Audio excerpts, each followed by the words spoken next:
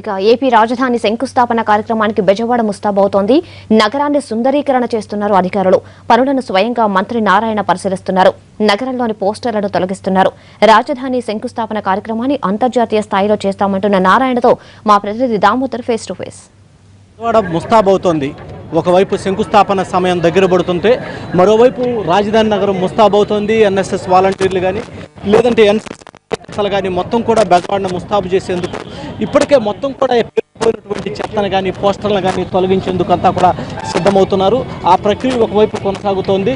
NSS టీమ్స్తో పాటు మహిళా సంఘాలు వీళ్ళందరూ కూడా విజయవాడలో స్వచ్ఛ భారత్ నిర్వహించేందుకు ఇప్పటికే ముమ్మరంగా ఉన్నారు. మరోవైపు 22వ తేదీన రాజధానికి శంకుస్థాపన కార్యక్రమం ఉండటంతో ఆ నేపథ్యంలోనే మొత్తం కూడా ఈ రాజధాని శంకుస్థాపన కార్యక్రమానికి విజయవాడ నగరం సుందరీకరణగా ఉండేందుకు విజయవాడ నగరం మొత్తం కూడా క్లీన్ అండ్ గ్రీన్గా ఉండేందుకు అన్ని ప్రయత్నాలు జరుగుతున్నాయని చెప్పొచ్చు.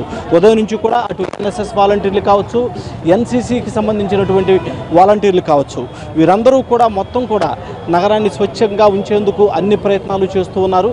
స్వచ్ఛ భారత్కి సంబంధించినటువంటి నగరాన్ని శుభ్రంగా ఉంచేందుకు అన్ని చర్యలు కూడా చేపడుతున్నారు. మనకు మంత్రి నారాయణ గారు ఇక్కడ మొత్తం కూడా ఉదయం నుంచి స్వచ్ఛ భారత్ కార్యక్రమంలో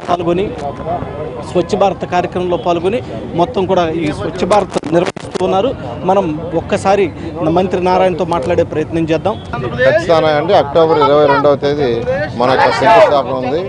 ఈ యొక్క శంకుస్థాపన గాను అన్ని ఏర్పాట్లు జరుగుతున్నాయి. సీఎం గారు చాలా క్లియర్గా ఇన్స్ట్రక్షన్ ఇచ్చారు. ఈ యొక్క విజయవాడ కానీ, గుంటూరు కానీ, తాడేపల్లి కానీ, మంగళగిరి కానీ లేదా మొత్తం ఈ చుట్టుపక్కల రాజధాని చుట్టుపక్కలనే కానీ మొత్తం అంటే రాష్ట్రంలో ఉండే ప్రధాన్ని నీట్గా క్లీన్గా ఉంచాలని దానికి అన్ని ఏర్పాట్లు జరుగుతున్నాయి. అందరూ కమిషన్లకు ఇన్స్ట్రక్షన్ ఇచ్చాం. అందరూ దాని మీద యాక్చువల్ చేస్తున్నారు. నగరం యాక్చువల్గా ఏంటంటే సుందరీకరణ ఒకటి గ్రీనరీ డెవలప్ చేయమన్నారు. అందుకని ఈరోజు మార్నింగ్ యాక్చువల్గా కొన్ని ఏరియాలు పోయి చెక్ చేసామండి. గ్రీనరీ స్టార్ట్ చేశారు.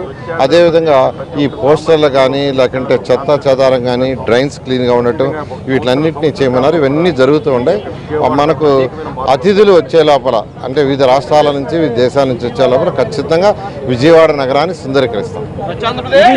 ఇక్కడ ఉన్నటువంటి పరిస్థితి అయితే మన రాష్ట్రానికి శంకుస్థాపన కోసం దాదాపుగా దేశీయ విదేశీకి సంబంధించినటువంటి సుమారు 1500 మంది ప్రతినిధులు రాబోతున్నారు. ఈ నేపథ్యంలోనే నగరాన్ని స్వచ్ఛంగా ఉంచేందుకు నగరాన్ని శుభ్రంగా ఉంచేందుకు అన్ని చర్యలు చేపడుతున్నారు. కెమెరామెన్ ఈశ్వర్తో దామోదర్, ఎన్టీవీ, విజయవాడ.